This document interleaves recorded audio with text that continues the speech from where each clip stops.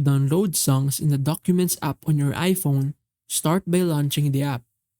At the bottom right, tap the browser icon to open an in-app web browser. From here, go to YouTube and find the song you want to download. If you already have the YouTube link, that's even better. Open the video, tap share, then copy. Now, navigate to a YouTube to MP3 converter site, such as cobalt.tools. Once on the site, select Audio to set it for music downloads.